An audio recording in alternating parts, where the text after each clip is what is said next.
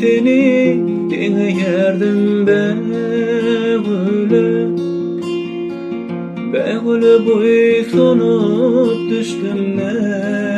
güne Feden işini bulup ne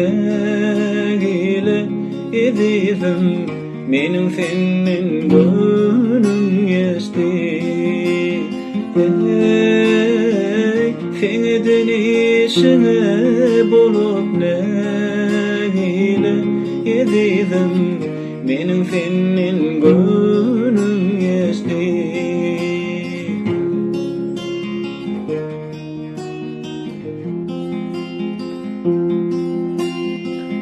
Tanıman irkimi elin alırdım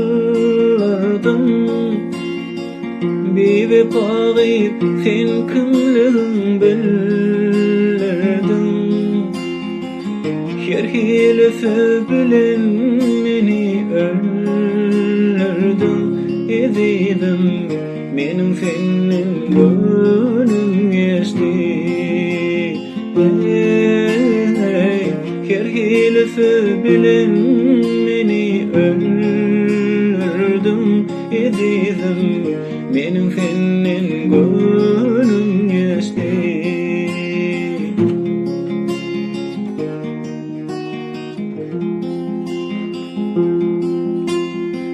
Toy tuturuz deyip beriptim vada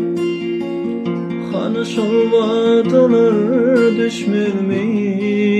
yada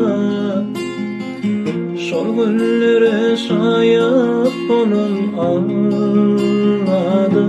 Ediydim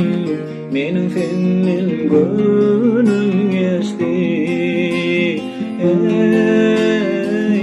Şol günlere şayap olun Allah'da Ediydim